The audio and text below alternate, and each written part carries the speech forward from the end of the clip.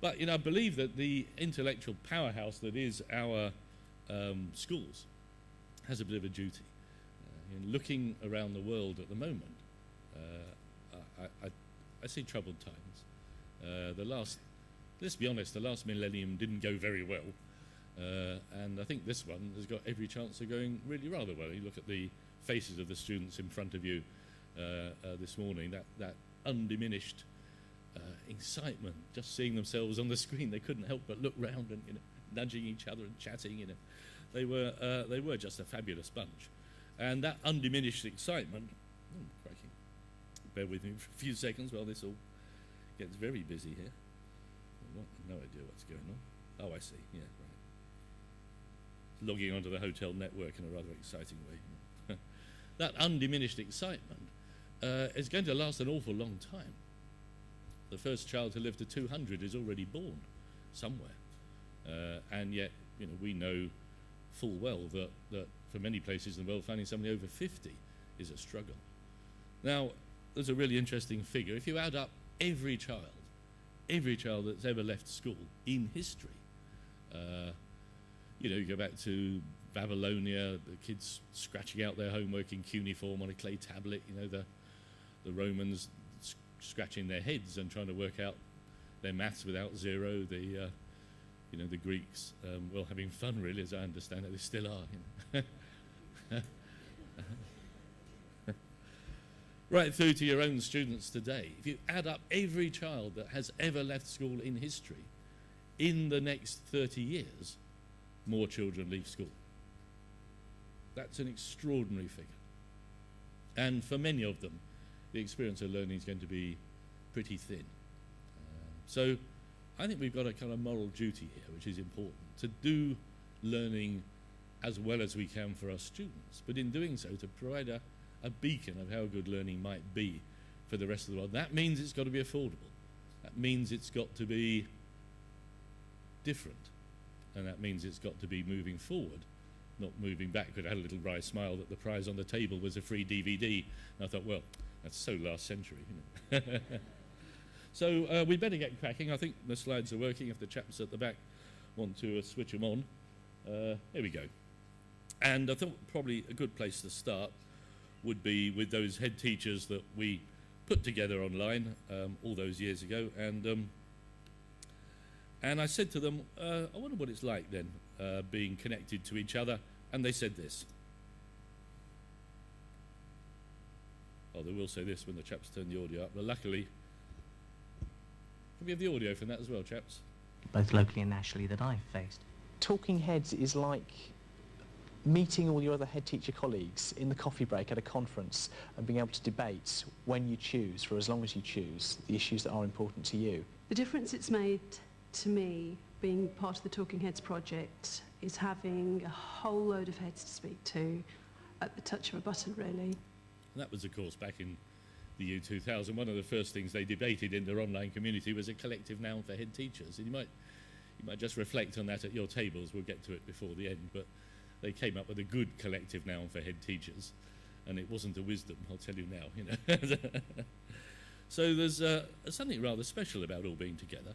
And there's also something rather special about talking to other head teachers around the world, because at the touch of a button, just in one country, isn't enough. Look, I'm chairman of governors in one of the schools on the screen in front of you, the one that's on the laptop screen, and I'm rebuilding the other school with where the children are in the yellow shirts. Both school populations are on the screen, the entire school.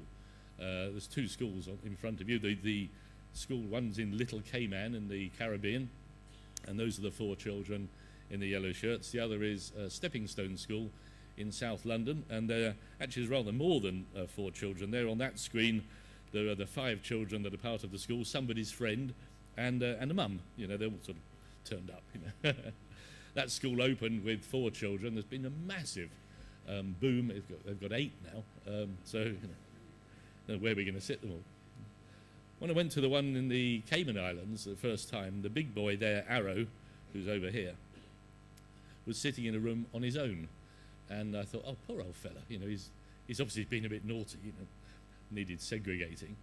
And so I said, oh, what did Arrow do? They said, oh, nothing. I said, why is he in that room? They said, that's the room for 10-year-olds. We've only got one. And he said, oh dear, you know. So things are different now, of course. And there was a lovely moment with this lot when I said, you know, we're going to connect up with other schools around the world and we're going to see them. What do you think you'll show them of your school when you get a chance? And now, just bear in mind for a moment, their school is on the edge of a white sand fringed coral lagoon. So you have starfish, blue iguanas about this big walking along the shore, parrots in the trees. I don't know, everyday life in Sydney, really, you know, it's pretty good, you know. And so I thought, I wonder what they'll pick of all these just gorgeous, gorgeous things. The sun never stops shining. When it's Christmas, the parents pick up the white sand and scatter it around the house because it looks a bit like snow. No, it doesn't, but, you know, it's all they've got. And Arrow had a very, very big think. And he said, you know, I think I'll probably show them peace. He said, I don't think they'll have seen that yet. Isn't that lovely? And, of course, what do the children in just south of London show? Well, they show what the Caribbean kids love to see. And you won't be surprised to hear that's traffic jams. They think traffic jams are just the funniest thing they have ever seen. It's better than any TV comedy program. There's something about people getting in a car every morning, driving on the same road, getting stuck behind the same car, in the same place at the same time, that they just are beside themselves with laughter. Whenever they need cheering up, they just say, oh, go and take the laptop out, show us another traffic jam. Look, he was there yesterday, I can't believe it. You know. It's their favourite thing, you know, and you just get a little insight, don't you, into the world we're in through children's eyes, you know, in a lovely sort of way. And for me, it'll be a rather delightful time at the moment. Let me just have a little peep at some of the things I've been engaged in just lately. Well, I was in a conference in Spain. I'm a professor in Spain these days. I mean, who wouldn't be? You know, it's tapas, rioja, brilliant.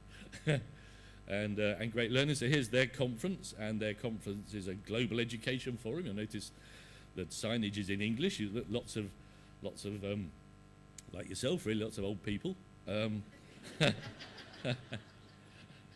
am I? I'm a granddad, you know. So, but look who's running the conference. It's children who are comparing the conference. Look who's asking the questions of the guest speakers as they beam in from all around the world. It's children.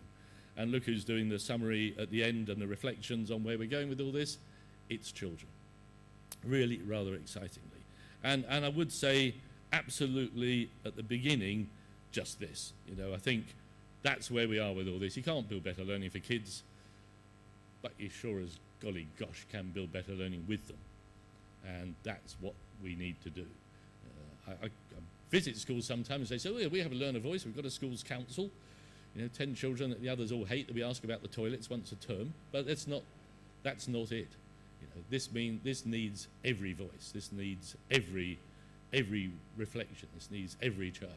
And what you get back when you engage every child is that reflective practice, that meta level, that metacognition, that learning about learning. The question on their lips at every point should be, how, in all honesty, can we do this better? And when it is, their performance is stellar. And one of the big shocks for me in all this, I've only been working in this area for 30 plus years now, 35 years. The big shock for me in all this is just how good our children can be. And I honestly don't know how good your children can be, but I do know, compared to where you think they can be, it's absolutely stellar. Every project I've been involved in, across all those years, every single time, I'm the most optimistic bloke on the planet for how well children might do. They shock me. They shock me with how well they do. I set the bar there, and they appear here. And I don't know. I mean, as you heard in the introduction, I'm opening a 0 to 21 school in England. You start as a baby. Actually, you start the minute you're a bump. And to be honest, if I could sign them up before they were conceived, I would. You know, it would be. Well, there's a lot you can do. You know. Just think that through for a moment. It's a 0 to 21 school. You don't leave until you graduate with a degree. But you don't have to wait till 21. You just go as fast as you like. Stage, not age. Most of the things that you did at 21, children today do at 16 or 17. Why wouldn't that include graduation? Sat down and asked 1,000 children formally what the subject you're passionate about. At what age do you think you could have gone off to university to study and, you know, kept your head up with the other undergraduates. Nobody said 18, not one child. Do you know what the youngest was they suggested? 9. They thought, oh, yeah, I could have gone at 9. Well, I think that's a bit optimistic. But I'll tell you what, 15 or 16, or why not? Why absolutely not? So we're in a very, very interesting time. And as I look around the world, I see some really interesting stuff. You know, I see, for example, oh well, this is kind of lovely. This is in a school where they have a conflict resolution table. They've read the Knights of the Round Table myth, and they have this in the library. Whenever the children have a bit of a row, they all say, "We must go to the round table," and they will tramp off and sit down. They're not real swords. I just want to clarify. You know, be a bit lively. Although this is Spain, you know, the Toledo sword is you can buy them in shops, but these are just pictures. They sit down at the table and they resolve their differences, and they get up and they walk away again. Here's rather delightfully, here's a specials board from a Spanish school. So in the Spanish staff room, the school library staff put out a menu for the week of little nibbles of research that they think people might want to just graze, you know, while they're in the staff room, and some quite heavy main courses. It's Spain, so everything's food related. Some quite heavy main courses. Here are some papers you might want to read, and some little sweet things just to cheer yourself up, you know, if you need a moment in the day. And they have a specials board chalked up here. You can see that the day I was there, the specials board said, I think you should look at this thing in the paper today on the new culture of capitalism, because Spain is having tumultuous times at the moment. 65% unemployment for the under 25s. You know, it's just terrible, terrible, terrible time. But don't you love the idea of a staff room being a place where you graze other people's research and ideas? It's just joyful, just delightful. And here's rather beautifully, this is a school where they take photographs of people's faces, their neighbours, teachers, parents, and then they print them onto little sheets of, you know, the sort of old overhead projector plastic. And then they just cut out the eyes, and they have boxes of eyes in the classroom. Every so often they say to the children, I wonder how that would look through a teacher's eyes. So the children go and pick up a pair of teacher's eyes and have a look and say, oh, I'm seeing the world through my neighbour's eyes. I'm seeing the world through a teacher's eyes. They're just lovely little gentle ideas in classrooms all over the world, but I just find just quite delightful. And then I'm astonished by what the children are doing with their technology. You know, this was some years ago. Children sitting down, actually that's Mark Oliphant's school, just as it opened, so it's not so long ago, a year and a half ago, sitting down, you know, with a little bit of privacy, with a laptop, not too much furniture, lost in a world. Did we expect really that those new tablets that are appearing would be as effective as they are? Look at this picture. This is Holy Rosary in Tasmania. You see the two children in the middle here are busy with a laptop, and the other two are watching. So 2 laptops, 4 children, 2 occupied, 2 passive. But in the background, just look at that. 4 children sitting around, an iPad as it happens, but a tablet, sitting around a tablet, you know, north, south, east and west, all just rocking it towards themselves. The most spectacularly collaborative stuff, and really, really rather lovely, I think. I don't think we expected that level of engagement from all this, and I don't think we really expected, well, we didn't expect children to be, look, here's a group of children in West London, in a school which we're going to look at in some detail in a moment, where the children designed their own school. And here are the boys on the screen. They're tall, they're handsome, they're fit, they're very West London. And the girls in the foreground here are in Denmark, and the Danish girls thought the London boys were very handsome, and the London boys thought the Danish girls were gorgeous. And they're chatting, just engaging. What are they talking about? The design of their learning spaces. You know, the thing that's binding them together is, how can we build better learning for each other? And let's take a look at what the learning space was that those boys, actually, and a couple of girls as well, had designed in West London. And here it is. So here's this lucky group of children in Lambton School in West London, an outstanding school led by a great head, Sue John. And it's where my daughter teaches. And the children won a competition. The competition was called I Dream of Learning. Let's build better learning. And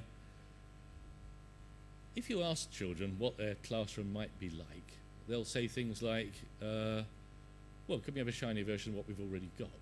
But if you say to them, look around the world for what the others are doing, pinch their ideas, bring the ingredients of learning home from Indonesia and Japan and everywhere, bring them back and build our special recipe for our school and our culture and our community, you get really interesting things. And these guys did the research, and one of the things they loved was to be able to write on everything. So they write on the table surfaces, they write on the walls, they write on the windows. Every surface in their classroom is a writing surface. And of course, if they were doing that 5 years ago, they would have struggled, wouldn't they, to capture their stuff. You know, you've got all your writing on the wall. Great to write with others because you have a sense of audience for your writing. If you're, let me find you a little example. When you're writing away, you've got a sense of audience, others looking at what you're doing. It's nicely collaborative. But how do you take a copy? You know, take your phone out of your pocket and take. Every child almost is carrying a camera in their pocket, so taking a picture just seems the most natural thing. The children also said, they said, you know, we don't want you to buy us any technology at all. They said, if you buy us technology and spend all the money on it, they only had £20,000 to convert 3 classrooms into one space. They said, if you spend all the money on technology, in 3 years' time we'll have old technology, like our school computers are, and we'll be in an awful classroom. If you spend the money on the classroom and allow us to bring in anything we've got, whatever we've got will work in the classroom, then in 3 years' time we'll still be in a gorgeous classroom and we'll still have cool technology because the stuff in our pockets will be better. We'd like a few things in the classroom, but by and large we'll provide the stuff. You just provide the bandwidth and we'll get on with it. And they said, you know, when we read at home, the last place we read ever is on an upright chair. Well, you know this, you know, you've never seen. Have you ever seen a child reading on a chair like you're sitting on? You ever seen them dragging chairs down to the beach on holiday? Like, just pinch a chair from the dining room so I can go and read a book on the beach? I don't think so. Mum, I've got this I'm really into this vampire novel. Can I borrow a chair from the kitchen and read in my bedroom? Because I can't, you know. I don't think so. We put, if you wanted to design a chair to stop children reading, we have perfected it. It's called a school chair. And oh look, we've got a reading crisis, you know. Well, golly gosh. So this lot said, you know, when we read, we like to sprawl, we like to spill out, we like to be comfortable. So you can see the kind of furniture they were putting in their spaces. And they said, you know, we've read that Yale University piece about the impact of colour on learning. Yale University says, first thing, you should have bright red. It wakes you up. Good choice of uniform, by the way, I thought, from the students. Red wakes you, gets you going, makes you alert, according to Yale. And, you know, blue calms things down a little after lunch and so on. The kids said, well, we've read that. You know, we're not really sure. We've got our doubts, to be honest. But we quite like the idea of mood lighting, so let's put it in anyway. So the LED mood lighting all around the place, mostly that. This is an unauspicious room that they're converting. That's the front, that's the back. You know, it doesn't get any better from any angle, really. Look at the diversity of furniture. They said, look at us. They said, we're tall, we're short, we're wide, we're thin, we're different. Why would you possibly think we'd all fit in exactly the same furniture? And they said, you know, sometimes the boys like to stand when they're learning because they're boys, you know. So they've got high tables and low tables and everything else. And they use the stuff they use at home. You know, they use Facebook and they use Twitter. It's what they do. And it is the most seductive, most effective, most gorgeous learning environment. And at the back of the space, they have a Skype bar because they were comfortable with chatting to other children around the world about the design of their learning spaces. And they really like the idea of just walking over to a Skype bar and chatting to other people on their time. Now you think about your students and the line of longitude they live on. You just reach out 2 hours that way and reach out 2 hours that way. And you think, well, there's an awful lot of the world on sharing that line of longitude. You know, as it runs up, you know, you're through Japan, China, Indonesia. Goodness me. And then as you run down the back of the world, look at all the people that can be busy working at night while you sleep and vice versa. And wow, it's Europe and it's America. If you wanted to put a nation in the best possible place for working online, this is it. This is absolutely the best possible spot. And yet I was on my road trip around Tassie. I was visiting all the schools. I got on a ferry, and the ferry driver said to me, we were chatting because I'm a sailor, he was a sailor, you know, and he'd done all his yacht master certificates and his diesel engineer's certificates, and he just applied for a job as a super yacht driver. I don't blame him really, 'cause it was raining, you know, we're sitting there in the rain, and he said, I'm going to be a super yacht driver in the Mediterranean one day, you know. But he'd applied for a job, and they'd interviewed him on Skype. And he'd been hopeless in the interview, because he didn't know how to Skype. He didn't know where to put his face. He'd forgotten to turn on the picture in front. He didn't know where the microphone, where's the microphone in his laptop? He was sort of shouting at the space bar, and they're looking at the top of his head, you know, the whole... And he felt, in his words, a complete klutz. And I spent most of the ferry journey trying to rebuild his self-esteem, to be honest. You know. Now, you know, why wouldn't every child, why wouldn't every one of your children be comfortable with the everyday experience of working with others?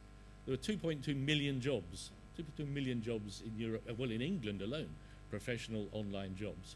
Interestingly enough, working from home is just a stunning thing to do for young mothers, for young parents. You're there 24/7, the children are there, you're there. You pick them up from school, you take them back, you fit your work life around all that. It's just the most wonderful thing. And yet, without that experience, they won't get those jobs. And you know that what's happening in the rest of the world is quite exciting, because there's a lot of schools in China. In Lambton School, I saw this little tweet appeared, rather encouragingly, and the classroom is called Lambton Citizens, if you're into following on Twitter, and I saw this. This is my first tweet, we're learning how to use Twitter. And ooh, this is exciting. I sent something, actually I realise now, rather patronising back to the students. Well done you know. And I got a slightly damp message back that said, no, it's not us, you fool. This is the teachers. We're training them how to use... we're training them how to use our classroom. We designed the classroom with a Twitter wall, so we've got to help them to learn to use it. So I love the idea that the children are doing CPD for teachers. And I also love the idea that when the children in West London tweeted at the kids here in Australia, the next day, what do I find? I find the children writing on the desks. They got their shoes off, by the way, because Lambton was a shoes-off environment. I really believe in shoes-off learning. It is just, well, should we take a few seconds on shoes-off learning? I mean, why is it so effective? I don't know. But I've got projects up in the Arctic Circle in Norway. I'm rebuilding a whole education region in Denmark. And every school I go into, they've got the shoes off and their phones out. Now, why is shoes off so effective? Well, I think it's because of signification. I think it signifies membership. It signifies a home. Most of you take your shoes off when you go home at night. It's what you do. You know, most of you put your shoes on. You put your shoes on for the factory. You put your shoes on for the office. You take your shoes off for home. And there's something about building a home of learning, a community of learning, that's really, really, really important. Those words in the song at the beginning about all of us together in this are absolutely key. This is about usness. This is about membership. It is about signifying belonging. Nothing is more important in this extraordinary digital age. And taking your shoes off just seems... but also, as a big teenage boy said to me, said, you know, it's really quite hard to be naughty with your shoes off, which I think, you know... And I have to tell you that boys with their shoes off just somehow behave better. I've got absolutely no... I have hypothesized publicly before that somehow their testosterone is in their shoes. So when they take their, when they take their shoes off, they just get a bit nicer. You know.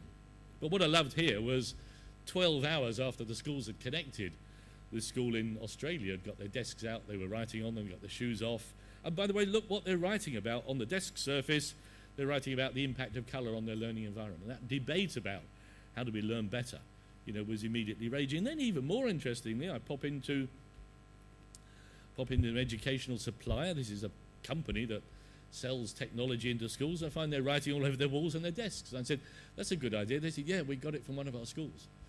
And I pop into Microsoft's headquarters, and I find a very nervous person because I'm taking a picture of doubtless some huge secret, but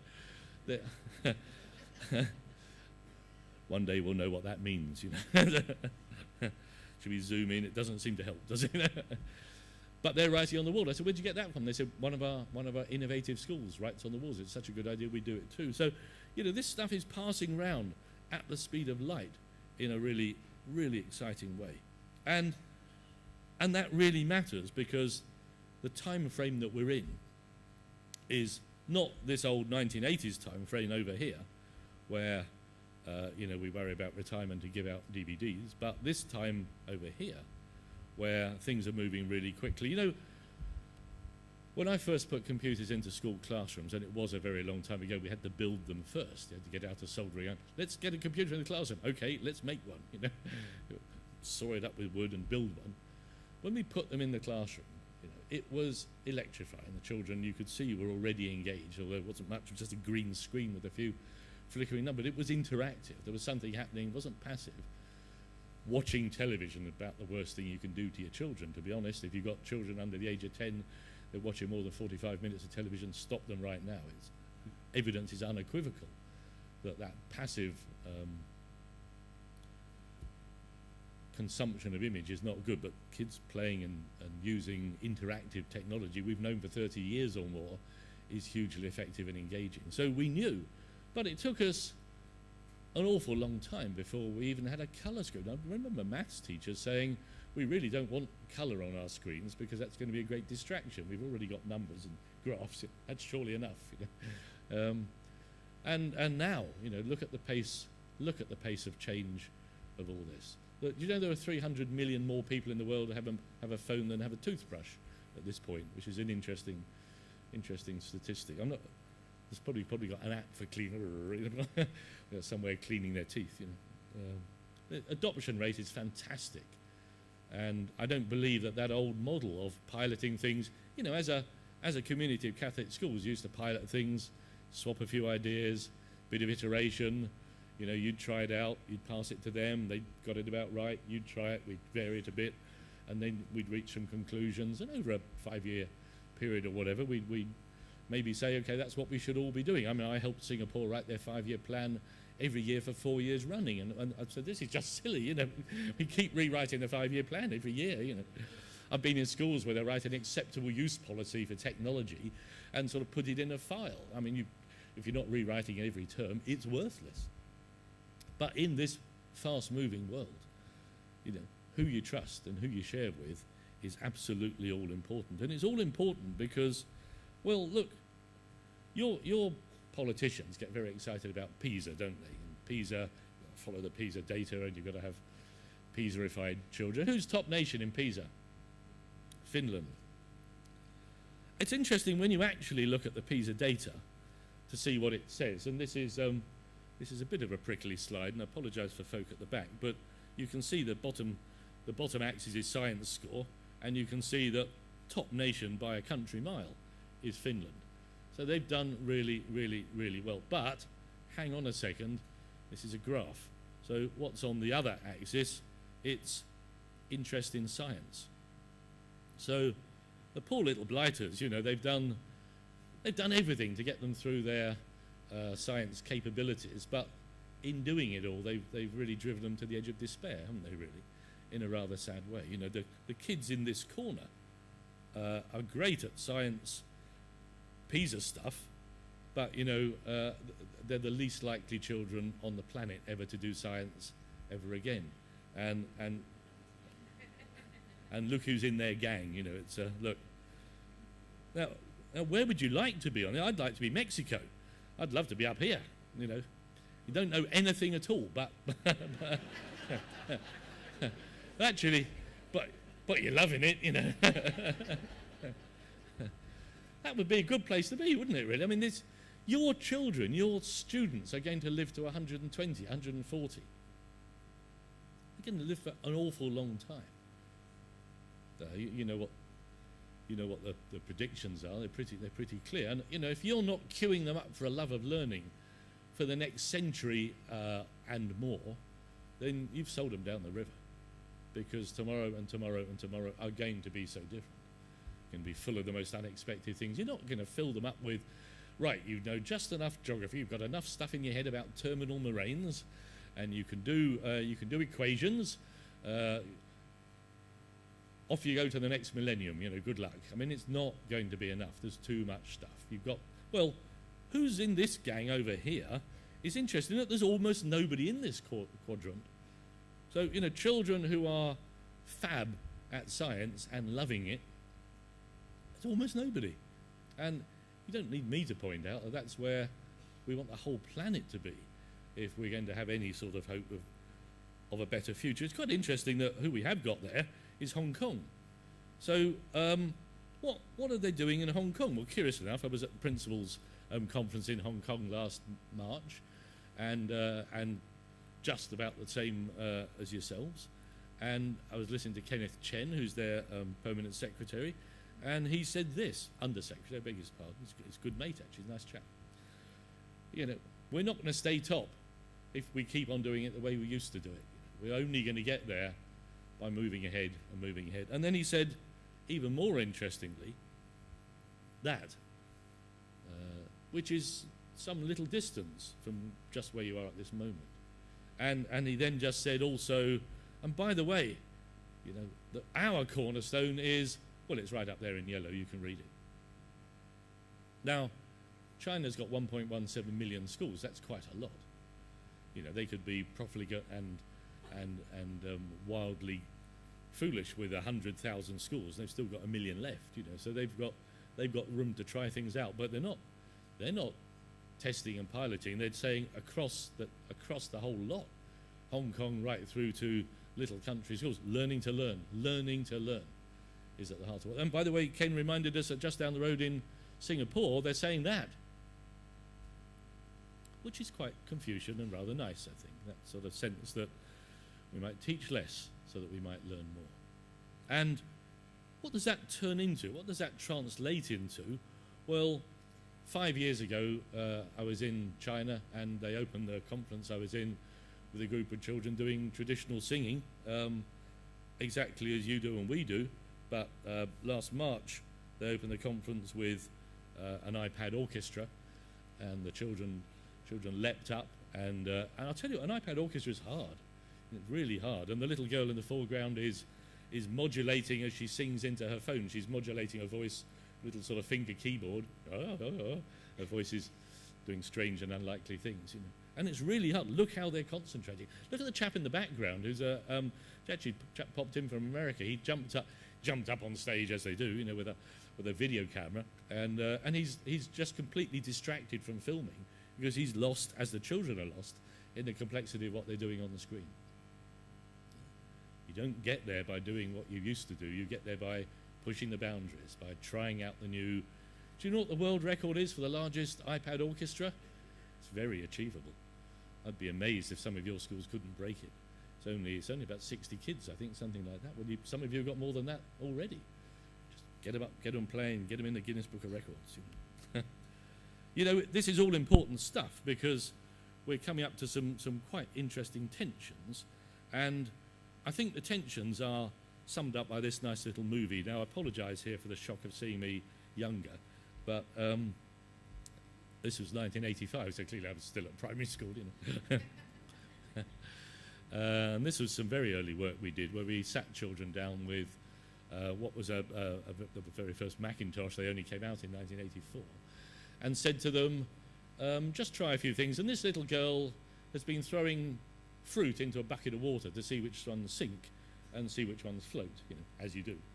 And in a rather interesting way, she's reached a hypothesis about which one would sink, and she's using a spreadsheet to build that hypothesis. Well, let's just hear from her for a moment. Well, how would you do that with this then? You go over here and click on it. Right. Then you tell the computer it's a sum. So it knows there's a sum coming, Yes. does it? Right. And then you go over to 50 and click on it. Mm-hmm. And then you press this button here. And what's that button? That's the share by button. Shared by, so I I see. can share it up. Right. Then you go over to 18. Right. Click on 18.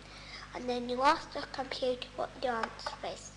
I see. So you've shared the weight by the number of centimetres, Yes. and the answer's 3. Yes. What are you going to do with that now then? I'm going to click on the black, and then I'm going to pull down, and then I'm going to go up to edit, and I'm going to fill down, and I'm going to click on there, and it will give me all the answers. I see. It's giving you all the answers. Yes. And what do you notice about those answers then? Well, if you look down there, the nectaриne's answer is the biggest, so I think that's why it didn't float. I see. Yes, it's got the heaviest centimetres. Yes. I see. Now, you know, that's pretty impressive for a 9-year-old. And if you'll have done the maths by now, you'll know she's in her mid-30s at this point. So I'm not sure the curriculum rolled over to build on that capability and that confidence. I'm not sure the curriculum said, wow, here's a 9-year-old who can work spreadsheets. And of course she could work spreadsheets. She'd been using the computer for nearly a week at this point. So of course she was going to be capable. But then I thought, well, I'll just ask her to do something. She's showing off her project. I'll just say, look, okay, how would you just add this column up, for example? That's very interesting. Look, if you were to, if I asked you how to add up this column, Yes. how would you do that then?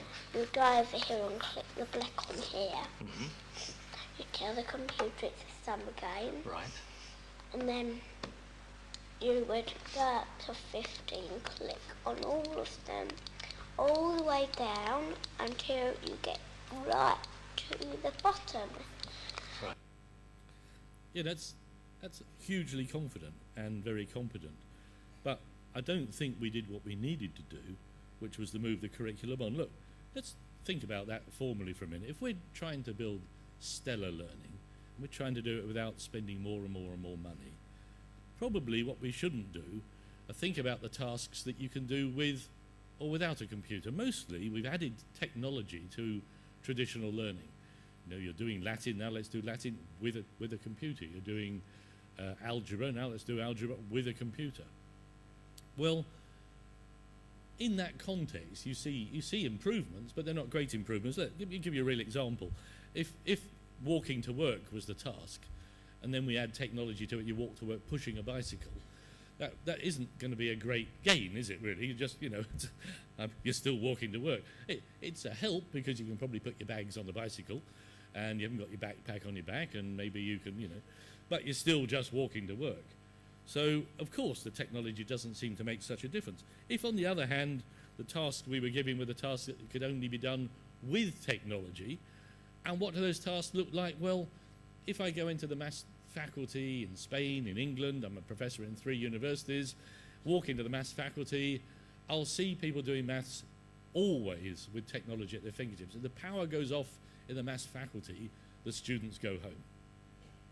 And when they've graduated, they go out to work in banks, or they go out to work in computer animation, which is where a lot of maths graduates end up. If you want to do computer games, you've got to be good at maths. If the power goes out in the world of work, they go home. If the power goes out in a maths class in school, they're inconvenienced. And it's pretty clear, I think, that we need to move on a bit and stop doing this old last century model of work, which could be done still without technology. I mean, the analogy here would be, if you were driving along a motorway in a car, that's a kind of hard thing to do without a car. You could drive along a motorway in a car, you're going to arrive quickly. You try jogging along the motorway, and you're going to die, really. It's pretty simple, So, of course, technology makes a colossal difference at that point. So what are the tasks? What are the things that we can only do with technology? And that's a really interesting thing to start dipping our toes into. For example, here, let's try and find it. For example, here's a group of children where, I love this photograph, they're writing on a white tablet with a erasable pen. They're using their computer, they've got their phone out. There's sort of seamless flow back and forwards from one thing to another, working the computer with the pen, actually just stabbing away at the keyboard. Here's another instance. This is technology out, no more than, but I was in a classroom where the children were doing their revision by chatting into their mobile phone. They wanted to sum up the key points of their revision class, planted on a little folder full of their own words so they could revise from each other's voices. And I thought, oh, that's jolly interesting. So I whipped out my phone to take a picture of them using their phone for revision, at which point the class blogger jumped up with her phone to take a picture of me with my phone, taking a picture of them with their phone, if you're still with me.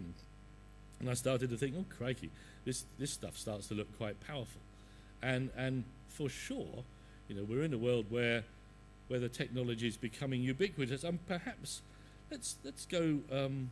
Where should we go? Let's go to let's go to here. So that question of how do we build better learning gets to be really quite interesting when we arm the children to answer it with their technology. Here's Loughborough College in well, rather predictably in Loughborough, actually. To give no, really. So, and this is just running over the network, so bear with me for a moment while it loads. So, Max Brzezinski, who's the deputy there, is just chatting about what they're doing in Loughborough College.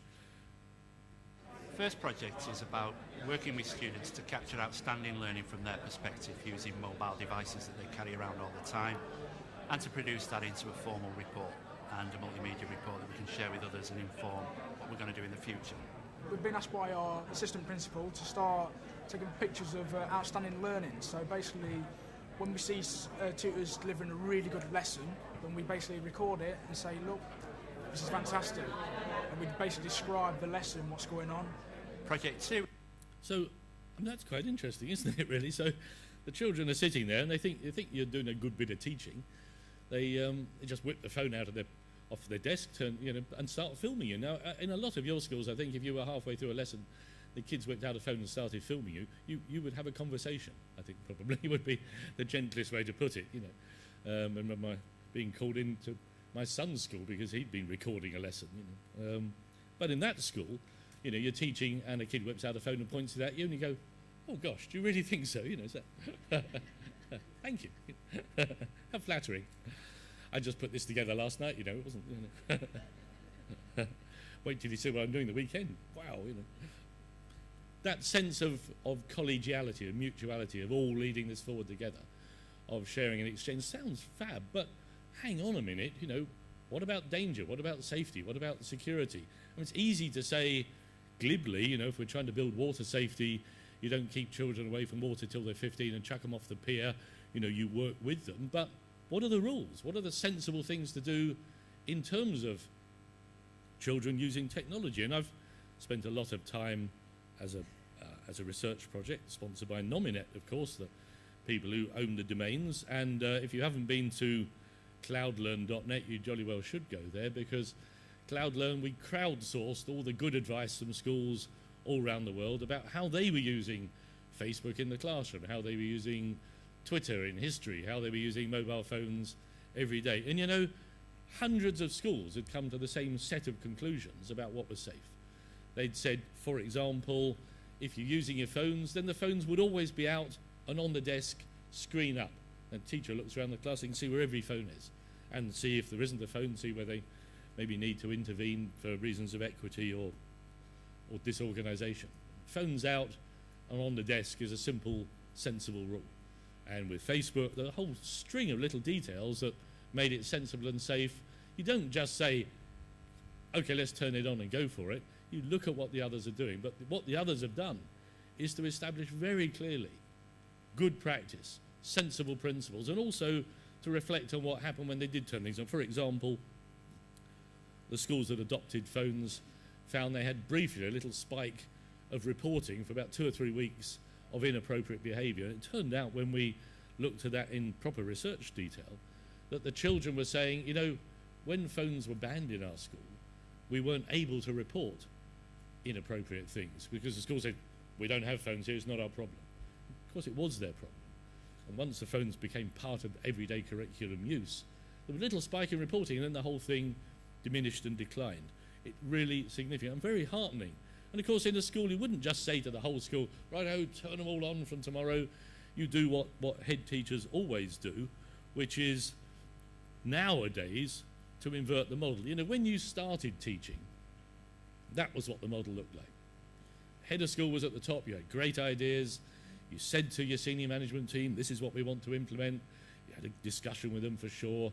They passed on your hopes and dreams, to progressive departments who found innovative teachers who had a few children who would help, and then you told the parents. Now the model's inverted. Every time I go into an exciting school that's really moving forward safely and in a stellar way, I get the same thing from the head teacher. They say, well, don't talk to me. Come and talk to this teacher and this teacher. And just in passing, what you don't see is what I see looking down at you, which is how many of you at this point have just put a phone up and are just capturing that slide. Using the phone in your pocket to capture information is exactly what we're saying is sensible for children too. You're modelling what we want them to do. And when I go to talk to those innovative teachers, they say, oh yeah, you've got to meet the students, you've got to meet my gang, you know. And the teachers and the children together are pushing the boundaries of what's possible in a controlled and sensible way within the school. And when it's shown to be working, then the school says, okay, let's adopt it more widely, but we're never going to mandate it. You're not going to say to all your colleagues, you will use phones in your classroom, because teachers are different too. Personalisation isn't just for kids, it's for all of us. And when we come to look at the physical space, you'll see that too. And then those progressive departments have been licensed by the senior management team to do cool stuff, you know, pass on their information to the head, and your key job, your absolute key job is that. Setting the vision and the ambition, signalling community, how we do things around here, that usness that is so central to a community of learning. I've worked in some pretty tough schools. One of the things you see from tough children is that need for reaffirmation, that need for membership, that need for stability, that need for constancy, hugely important. And it isn't any different. I'm currently building what is slated to be the most expensive private school in the world. It's a Dubai-sponsored project, £250,000 of fees, you know, pretty significant, footprint on every continent, and it isn't any different there. That sense of belonging and being a member of a community of practice where the practice is learning is the most important thing you do. What you do in every assembly. It's what you do in setting, well, look, so it gets to be quite exciting then, because those innovative teachers are doing some pretty cool stuff. Let's have a glance at some of the things that are going on. Oh, so it's quite interesting I'm just watching the Twitter stream buzzing away here as well, so see people are on their keyboards, which is nice. So here's rather nicely, here's the data from those children who designed their own classroom. And the data is pretty compelling. They're the children are. My daughter's just publishing an iBook about this, which will be just a free download. Just download it and you can see her guidelines to how they redeveloped their space, what they did, how they made it all work. But the figures are pretty staggering. There's something about that engagement of everybody, there's the Skype bar, you know, there's something about the behaviour of every here are the children. Harry there is, well, they're fab. Look, here's the data. So let's have a look maybe at just 4 of them here. So we'll have a look at Yeira. Yeira came into school year 7. You can read this, I think. He's on the behavioural register. Best predicted grades, he's got a C's for science and maths. Other than that, he's D's and E's, looking pretty bleak. Halfway through this, between year 7 and 9, they start building their own classroom project. By year 9, he's off the behavioural register. His humanities grades are up to a C, still on C's for English and for science and maths. By year 10, golly gosh, he's on the gifted and talented register. So he's like, well, wowzers. and his grades are up to C's and B's and A's. And look at the grades he actually got, 6 B's and 3 A's. And his mate Edro over here, since he's next door, but there were 8 of them altogether, you know, low attendance was his crisis. He didn't come to school because he didn't like school, hated school. You know, by the time they got themselves into the project, his grades are, and look, he's on the, and there aren't many children in that school on the gifted and talented register. I don't want to give you the sense that everybody who's not on a behavioural register is gifted and talented. There's only about 30 of them in the whole place. And look at the way his grades leapt up in terms of predictions. What did he actually get? 6 A's and 3 B's.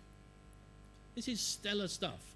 When you engage the children with your enthusiasm, and you've got a golden generation of teachers in your schools, the like of which we will never see again. You've got 25 to 35-year-olds who came into teaching at a time of really full employment. And here, that's only just starting to plateau a little bit. But they could have been anything they liked. They could have been bankers, but they had a moral compass, you know. They could have been drug barons, but, you know, they would as soon have been bankers. You know. I don't know, maybe it's the other way around. You know. It's curious, your government and our government, the only people who don't pay tax are bankers and drug barons. How is that the case? I don't understand. You know. But you've also got that generation in your schools of wise old owls, you know, I'm sorry to say that's many of you, but you've seen so much change. You've been through so many things. You know, in England, we've been through a curriculum where we wrote our own exams. We've been through the insane initial teaching alphabet. We've tried all sorts of balmy ideas, and we've survived them all. So you've got these wise old owls at the end of their careers who really know how to cope with change, and these extraordinarily wide, enthusiastic youngsters at the beginning of their careers who, you know, they're wearing a T-shirt that says, "We're in it for the outcome, not the income." You know, that's as good as we've ever got, isn't it? You know, put them together, and you really do see some extraordinary stuff. And well, let's tiptoe into the physical spaces that they're building. Let's go to where should we go? Let's go to, well, let's just have a look at other people's spaces, because they're pretty exciting. This is a library in Tasmania. I love libraries. I think the library still is the heart of the school. I like text. Children need to be good with text. You know, there is no world that they're going into that hasn't got text at the heart of it. You can talk to your computer. Come middle of June, you'll be able to talk to your television set, which will be nice. You haven't got to find the control anymore. But you'll still need to be good with text. It'll be a long time before you know it. I was working with a group of travellers and the Grand Dame in the traveller community in the wonderful caravan, all the cut glass. She said, "We're doing a literacy project." She said, "This will be for me, won't it?" She said, "I've waited all my life to be able to read." And she was 82, I think. So text really, really matters in all this. Look at this delightful book. You know, there's this delightful library. There's books, you know, books in the ceiling, books on the pillars. Just lovely stuff. Well, here's an inflatable classroom. You know, you want a little bit of space in a big room. Well, what better? I was going to say blow it up. That's probably the wrong word to be using in the in the current climate in London. You know, so you inflate it. And here's look at this space. Does this look familiar to you? Mood lighting, writable walls, funky furniture. That's a workspace. That's where people work. And you can see, you know, the direct congruency between what the children were designing because it was effective and engaging, and what companies are designing because it's effective and engaging. I've been a long time since I went into a company. Found a lot of people sitting in desks all facing the same direction. What are you preparing your children for if that's all they're doing? I've been a long time since I saw anybody turn up for an interview other than the first question was, what are you like as a team player? And for children who've been through an education system and haven't done much sport, most of the answer is, I don't know, mate, I've been in education, so give us a job, let's find out. You know, you know, where are the children opening their certificates together saying, look at the grade we got? I mean, in their music, you know, we were just chatting about the production of Grease. Who was the production of Grease? It's one of you, isn't it? Yeah, fab. You know, children doing a production of a musical, you know, they work in a space together, they're there till late nights, they come in on Saturdays to make it better. The tech guys are working with the people doing the choreography, the singers, the musicians, the people doing the lights. Everybody's in the same space together. It's a project. It's on a bigger block of time. There's no 45 minutes to stop doing Greece and go back to doing geography. You know, it's an immersion model. And, you know, there's not a single child that Criterion references their performance in the musical. They're not saying, you know, if this goes well, we'll be about as good as last year. You know, they're saying this is going to be the best performance of Greece the world has seen. You think the movie was good, wait till you see us. You know, they've got absolute ambition for it. It's the best, entirely the best. And if they're going to astonish you with their learning, you need to astonish them back a little with the conditions of learning that you build. Here's, where should we go next?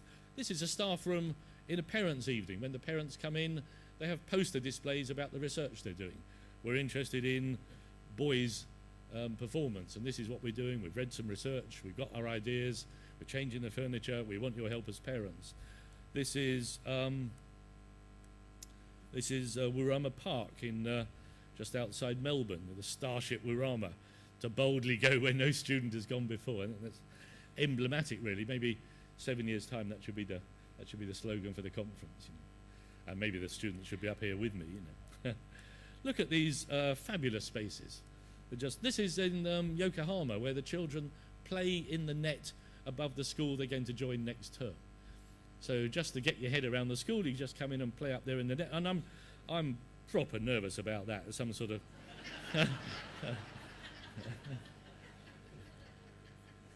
My Japanese isn't good, but I think they translated that as Naplan filter. I'm not quite sure what that is. So is that picking out the curious kids or picking out the dumb kids? I'm not quite sure, you know. Of course, as teachers, you're all thinking, like I'm thinking, you're thinking, how's that going to work? There's like an incontinence issue here. They haven't really thought through, isn't it? You know? This is a reading room in Denmark, in Hellerup School in Denmark. And the first time I went into this room, the curtain was round the other way and it's silver on the other side. And they said, come into our flying saucer, we're doing story reading. It's the only enclosed space in the school. The second time I go, they said, come into our whale. And all they've done is move the curtains around. Building great learning is like building a stage. You know, and you're building a stage for Act 1, Scene 1, Act 1, Scene 2, Act 1, now let's really change it, get on to Act 2, Scene 1. You know, you configure it and you reconfigure it. Mixing it up is the key. In the audience, what's the longest learning block any of you have got timetabled or have experienced timetabled as primary or secondary? What's the longest learning block? 2 hours. We'll do it like an auction. I've got 2 hours down here. Do I hear higher? Oh, come on. Well, in Norway, a day is very common. And there's something about children coming into a school and doing biology for the whole day that is just electrifying, you know, because, well, you do the survey yourself. Just tell your students, get out your phones, turn to the stopwatch app, which I'm sure they've got, and then as soon as you settle down and you start working, start the stopwatch, and when you start putting away again, stop the stopwatch, and we'll add up across a day how much time you spend learning and how much time you spend faffing around. And I absolutely guarantee you, because I've done it 100 times, that if you're on a timetable block of an hour or less, you're throwing away Friday every single week. 20% of your day goes in faffing. Now, some of that sort of getting up, sitting down, putting away, getting out, some of that's quite nice, a little bit of social interaction and so on, but when they study the same subject for the whole day, they get a little bit of social interaction too. You can't just sit down for a whole day and copy from the board, obviously. And in Norway, the children do it because, well, I had a group of Norwegian students talking to a group of head teachers at a Welsh head teachers conference. They just Skyped in and they were chatting away. It would have been nice, but they're in bed now, of course. And the Welsh head teachers were a bit nervous about immersion. And we'll come to how easy it is to timetable in a moment, but they're a bit kind of nervous about how's this immersion going to work. And so after the girls had talked a bit about how nice it was to, because you keep thinking about the subject during break and during lunchtime you keep talking about what you're doing, so you get the whole day full of learning rather than little bits in the middle of it. The first head teacher's question was, okay, in your school, what would you change if you could change one thing? Now, the girl that was first to answer, and remember they're answering in English, although they're Norwegian. Norway has two versions of Norwegian, so if you speak Norwegian, you've already got two languages. And she had a little think, and then she said, oh, actually, she said, it's the immersion timetable that's made me think. And the head teachers, you can see, they kind of relaxed back into their chair and thought, I knew it wasn't working. And then the girl leant forward into the Skype microphone. She knew where it was. And she said, the thing is, since we went over to immersion, we're so far ahead of the curriculum, I think the thing I'd change is we don't need to do homework anymore. It's a powerful thing to hear. We're going so fast, we don't need to worry about homework. Now, the longest I've seen, the sort of black belt, gold medal version, is Liso's school in Dudley in England, where for 2 months of the year they do one subject per month. So this is like, whoa, to hang on to the lectern a bit just thinking about it, but they come in, and if it's June, where are we? Is it June yet? It must be jolly nearly June. Oh, look, nearly. Tomorrow, the first day of June, you would do for the whole month. Of course, England's the other way up in terms of the school year, but they do the whole month doing biology or PE or sport. There are a variety of teachers. And they do it at 14 years old before they start their 14 to 16 curriculum. So they're doing the exams 2 years earlier. And now, would you hypothesize that Liso's school is giving their children a 1 month long timetable block because the results are getting worse or because they're getting better? What would your guess be? Well, of course they're getting better. And they say to the kids, I'll tell you what, if you get an A or an A star, before you start the 14 to 16 curriculum, then we'll give you about half a day of your timetable from 14 to 16. Do what you like with it, which is pretty powerful. And do those children all walk away with an A or an A star? They do. And there is something about that immersion that is extraordinary. Of course, it's the right timing because they do the coursework, they do the exam, they do the whole thing. Just think how good you'd be at a subject if you did nothing else for a whole month. So now, hang on a minute, how do you timetable this? You've got some, if you're in secondary, you've got some poor chap sitting locked in a cupboard somewhere with lots of Lego and a slightly puzzled look on their face, who, the only conversations you've ever had with them are, no, we can't do that, no, that's not possible, What are they going to do? Well, you just multiply. You just take the first week of your timetable and you just multiply everything by, well, why don't you just multiply them by 3? So you've got a 4-week term, you've got a 4-week month, and you just take the first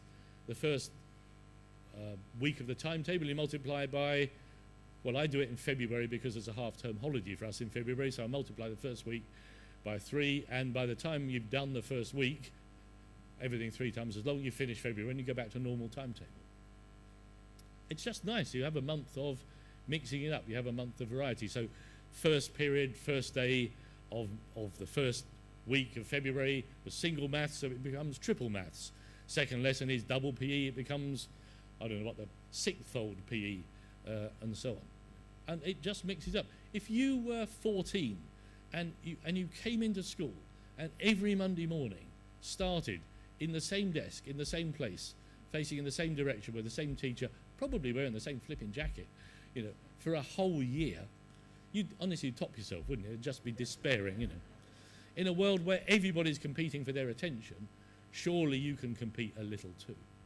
And look at some of these other spaces. There's a Skype bar, that's Boston, that's a preschool. These 3-sided spaces, 3 sides of focus, 3 sides of attention. Lots of schools are taking out the teacher's desk. Look at the size of your rooms. Take out your teacher's desk, and that single point of focus disappears. You've now got a space for learning, and we'll come back to that in a moment. This is the public data that people are displaying. This is actually in Mark Oliphant. When I was there, this little person here said, look, they said, I've just moved up from a 4 to a 5, and I'm well pleased. I'm a good 5. And she sort of dragged herself up, and at the same time, one of the lot down this end said, and by the way, look, I've just covered all the red, I've gone from all the red numbers down here, right the way up through the greens, and I'm right at the end of the list. And the two turned around and looked, they kind of they didn't quite high-five each other, but they nearly did. Both proud of their own progress. If you're not making visible every bit of data, if you're not making visible every bit of information, how will the children help each other? I mean, in Europe, we struggle with this because we have all sorts of strange ideas about privacy. In Denmark, it would be illegal to make that data publicly available. That's why you're so good at team sports, and we're not. That's why, you struggle to think of a great sports star in Australia who's an individual, but you've got to go back to Pat Cash, really. I know maybe you think about, it was pretty good, but look how good you are at team sports. Fantastic. If even people like the man Thorpe, when the only times he looked really happy in a picture was in the relay when he was with his team. He's a team player. Really, really interesting, isn't it? Whereas over in England, of course, we test our children to the edge of disaster, and we're really good then at sitting down sports because that's all we've been trained to do in schools. We're top nation at kayaking, rowing, sailing, cycling. Anything you sit down, Formula One, anything you sit down at, you stand up, we're rubbish. We go all to pieces. Here's a light in a library where the local families come in, look at the stored information in the library, build a collage of their family history, printed, and it becomes the library. You sit under the lights of local family histories. Here's a little playful space with, that's actually a real library. Here's, actually I had to pause at that one briefly because I just love the irony of the fact that the room was CO2 and the door was wedged open with a rather sad, Here's a bus in Denmark that goes around and visits families and helps parents learn how to do powder painting and potato prints and all the things that parents have forgotten how to do, messy play. So it's a messy play bus. They all know how to use their iPads. There's the girls' high school in Dubai with little stars in the ceiling. They're just sourced from local builder centre, but by the way, it is a constellation. There's we'll come back to that one in a moment. What does that look like as a space?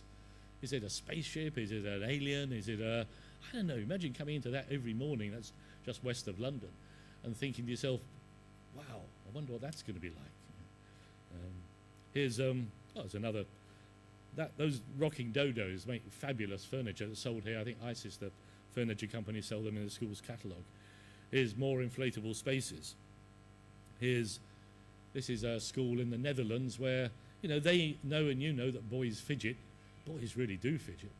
So they've built unstable chairs. The boys sit on these chairs. If they don't fidget, they fall off the chairs. It's really simple, They're sort of fidget chairs, Shoes off, of course. Here's, look at that space. It's private inside. It's private on the outside. It's collaborative on the inside. Look at all those shoes off. Doesn't it make my heart skip, Look at the playfulness of Warama Park's dragon.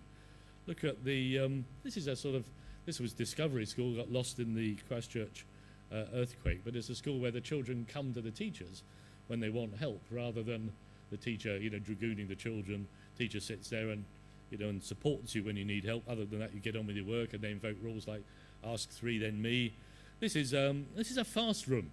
FYI Express in Blackpool, where they have big chunks of timetable time. They're in half-day timetable blocks, but they've also got this fast room with the fastest printers, the fastest computers, the fastest network. There's fast food in the corner. They've got big toasters, peanut butter and Marmite, Vegemite for you, and which is equally tasty. I don't want to get into that debate, And you've got to be out of there in 20 minutes. When you come in, you get a little ticket. It's got your time on. You've got 20 minutes to do everything you need to do, and then out again. Mixing it up. Half-day timetable, 20-minute rooms. You can see how well all this works. This is a library in Alaska, and it's the reception area. So when you come into the school, you come into the library. And like all school libraries that are great, it's full of children's work too. Why wouldn't the best thing that can... I just asked a group of children just the other day, and I asked another group about 2 years before in Hong Kong, what's the best piece of work you ever did? Where is it now? Did your parents see it? Everybody knew what their best piece of work was. Well, what was your best piece of work ever?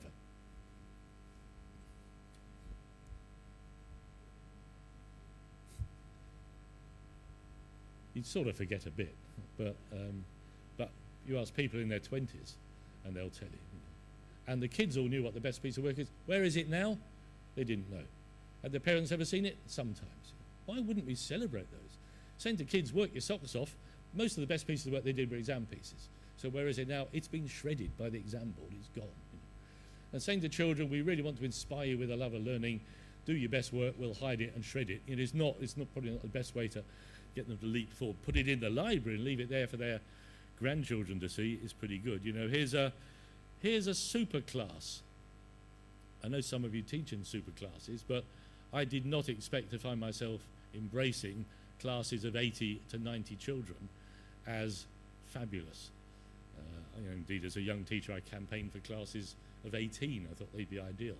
But you need to see a super class moving. The key bits about super class, more of this on my web. There's a chat session afterwards. I know some of you come follow up questions with all this. We could talk about this in more detail. But a super class, imagine you have 3 teachers. In fact, you 3 could be it. And so 3 teachers, and their key roles are differentiated by the badges they wear, or sometimes the coloured hats they wear. And your key role is to lead the lesson. You've got the blue hat on. People know that when you speak, they've got to pay some attention because you're saying, we've got to finish this off really by the end of the week. So you're setting the pace, you're narrating the lesson. But your key role, you're like the breakdown van that pulls up alongside you on the motorway. You're looking for kids who are stuck. Now, every class has got kids who are stuck. They put their hand up and say, Miss, and their class teacher says, yeah, I hear what you're saying. I'm just going to make sure this lot, I'll come over in a minute, And in that minute, you're just sitting there stuck. Well, you relish that, one sort of flashing light on your head, And how can I help? That's the most experienced teacher in the team, because unpacking children's misunderstanding and repairing it in a way that lets them move forward is absolutely a key role. Whereas the leading and narrating the lesson would probably be the least experienced person, but youngest teacher, maybe even a trainee teacher. It's perfectly fine because the behaviour of the group defaults to the toughest teacher in the room, always.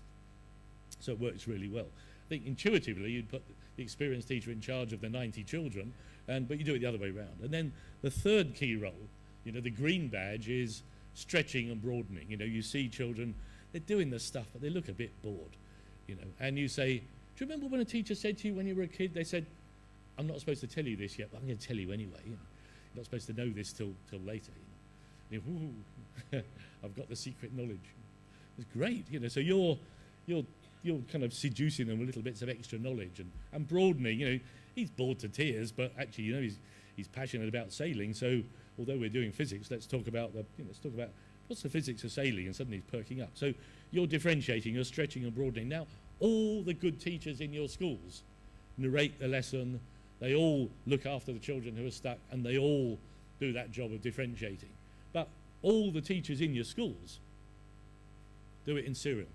And 3 teachers doing it in parallel go at a breathtaking pace, because 3 teachers in parallel go faster than 1 teacher in series. I was in a school in, we'll go there in a second. Let's go there now. I was in a school in, here we go. Somewhere maybe. Yeah. In a school in Dartford in Kent, brand new school. And the head teacher said, if you want to have a look around, the children will show you around. So I'm being led round by one of the girls. I said, what are you going to do next year? She said, well, in 2 years' time I'm off to college. I said, well done. And she said, and I quote, I wish I'd recorded her. She said, it was the super classes that saved me. Which you want to hear these words. I said, oh, really? And she did, yeah, before that, every time I got stuck, it took so long before anybody could help me. And then they helped me, and the lesson was nearly over, and by the next lesson I'd forgotten again. She said, and super classes are in bigger blocks of time. They're in bigger spaces. And look at what this school is saying on its website to attract parents. It's saying, hey, come to us because, we have a 4-college structure, schools within schools. We've got vertical tutoring. We've got a 2-year sprint through our Key Stage 3. We've got a strong vocation. We've got large group teachers. This is a school advertising to parents saying, come to us because we've got what the others haven't got. We've got whopping classes. It's really interesting, isn't it? And I tell you what, parents are queuing up to get in the place because whopping classes means stunning results. Not all the time. Mixing it up is what this is all about. Keeping it fresh, keeping it exciting, keeping it engaging, keeping it seductive. Here's a school in Chicago where in the dining space the children can write while they're munching. Why would you do? How many of you have done email in bed? Quick hands up. Let's have a quick look.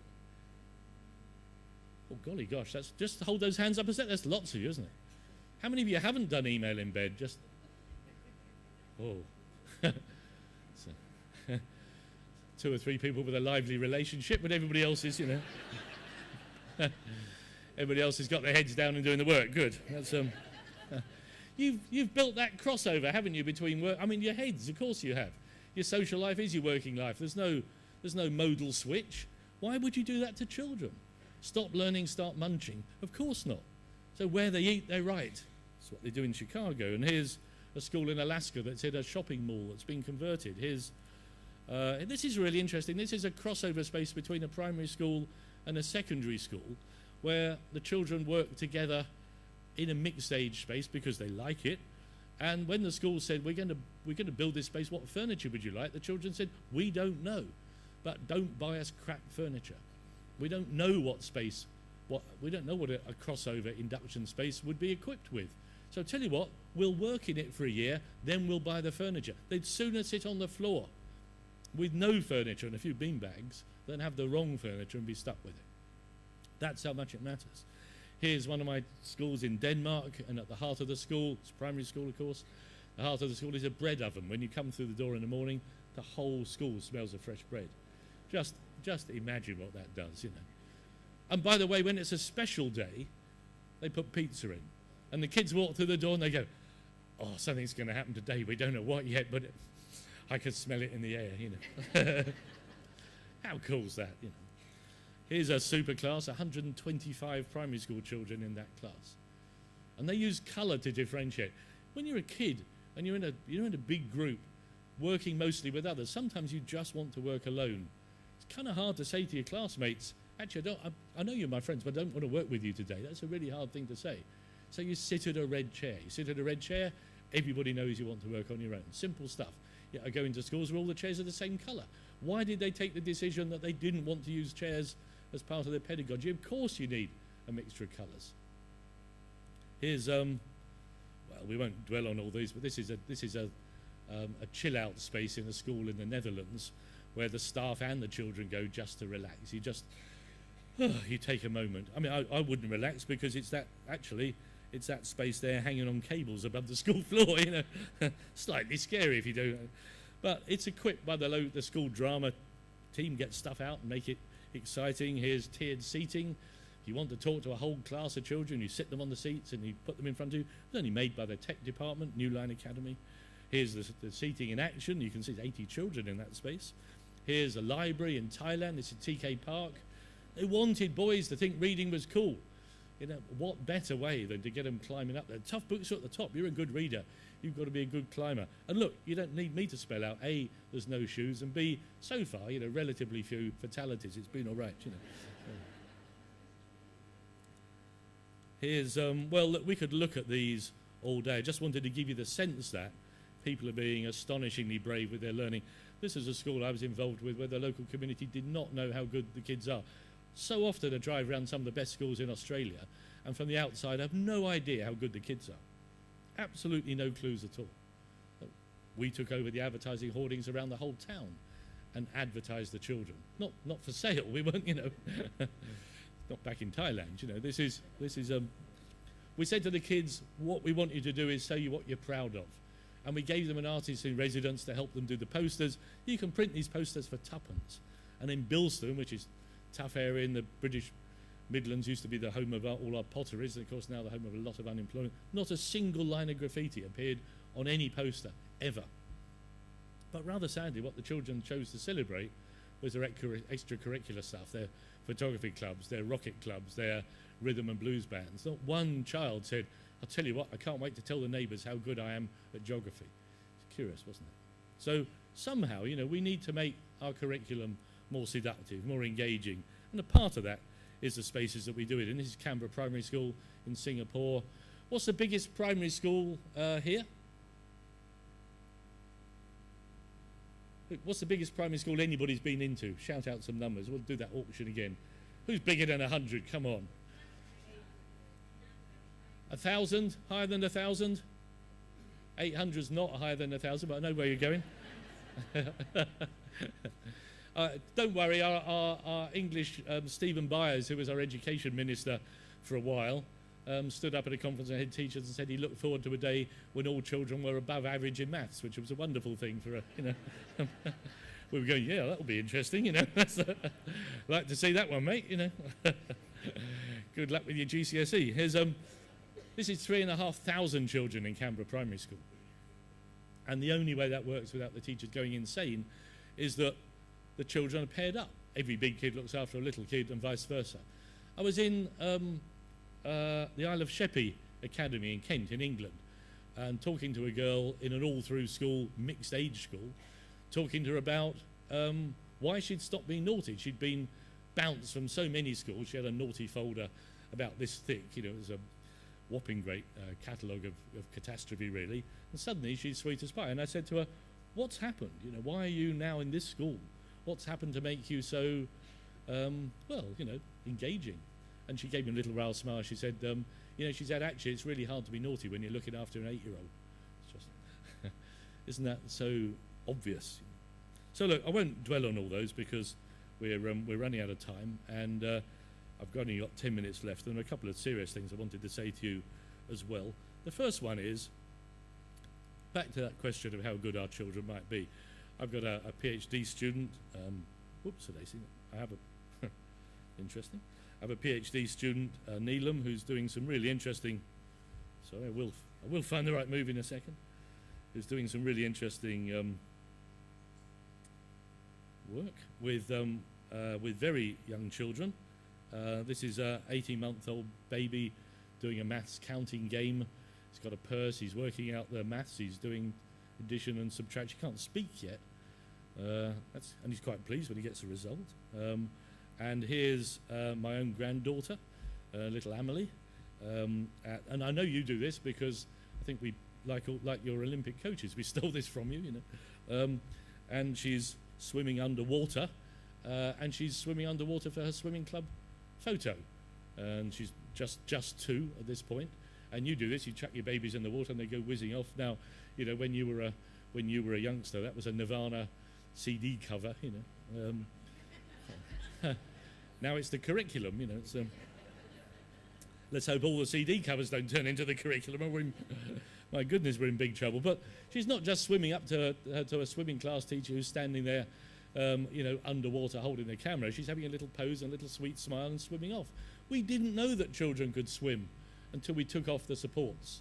They trying to swim with armbands on. It's pretty difficult. You can't, you can't. Or with I'll tell you what. Let's put a lorry tie around you and get you swimming there. It's going to really work.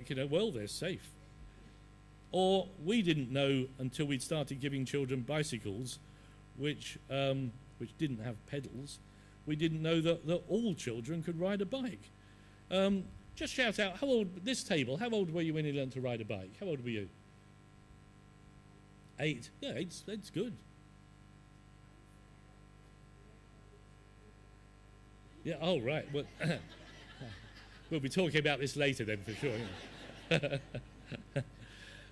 I'm not sure I'm going to work in Lycra, to be honest, unless it was very elastic, But I've got a friend at 37 who's just learned. So, and how old were you?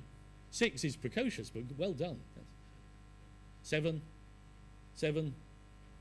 There's not many in here that learnt at 18 months. And yet it turns out when we put a very young child on the bicycle, and this is my granddaughter for the very first time on a bicycle, and the bicycle's got no pedals, and it's a hill, and it's a bumpy road. It's the first time she got on it, and just watch her feet. It turns out that they could balance all along. Children could innately ride bikes. She can't stop, unfortunately. She's a bit unfortunate. But, this is what we're there for, we do it with them, not, We didn't know that. And we didn't realise that then when we put them on a bike with pedals, they'd cycle off down the road 2 or 3 months later. We put stabilisers on them. We limited them to go as fast as our parents could run alongside us, and so on. We did everything we could do to make it hard in the name of safety. Well, you don't need me to spell out the metaphor. We need to stop getting in the way of our children's progress. We need to stop stopping them with a timetable. We need to stop stopping them with our safety concerns. We need to stop stopping them. We just need to... Now, make no mistake, children are daft as brushes. Sometimes they do the most lovable but ridiculous things. And on the other hand, that's what we're there for. Our teachers' common sense, our parents' common sense is still valuable. There's no model in the world that says learning can happen without teachers. They're not just going to go home and gawp at the Khan Academy videos and say, that's it, mate, I've got physics sorted, what's next? They need us. But you don't need to be as good as they are. If a student comes whizzing past you on a skateboard and they jump, the skateboard comes off the ground as though magically, does a flip, lands, they drop on it, and they say, how cool is that then, Chief? And you go, well, actually, quite cool, But you could tell them things about physics. You could tell them about the elasticity of the wheel. You could say, look, that's not a hoverboard. This isn't Back to the Future here. There's something going on. You can tell them about, and if you don't know, you can help them to know where to go to find out. But I'll tell you what, you get on the skateboard, you're going to break your neck. So, that's where we are with kids and technology. They're going to be better than you. And that better than you absolutely needs your help. But that help means you've got to be a little bit more ambitious about the tasks that you set for them. Look, if I pop into Google and I go to, I'm going to go and buy, oh, for goodness sake. I pop into, yuck, that's, am I not getting a connection on my network? Bear with me 2 seconds. If I pop off into Google, so it's interesting, this, I'm going to turn on my Wi-Fi and see if I've got something else I can connect to. Maybe not. No, I think I've turned off. I usually carry a Wi-Fi thing around with me in my pocket, but I think I've turned it off. And, oh no, that might be it. Does that look hopeful? Oh, there we go. Yeah. So this is what your kids do when they can't get anywhere on the school network. They just use their own 3G. It's better anyway. So I'm going to go off and buy an essay online, as you do. And look, I've done all right. I've got 55 million people ready to sell me essays. Premium quality papers, best buy your papers online. And you're saying, well, hang on a minute, young Stephen, what about equity? So, all right, I'm going to go for free essays online. Why not? You know. And here they all are. And look at the websites. They're 1, 2, 3, help me. Essay Depot, antiessays.com. You know, these are. Now, why on earth would a child give away their best essay? Have you any idea how exciting it is as a kid when 5 other kids in the world get an A with your essay? It's absolutely the best thing ever.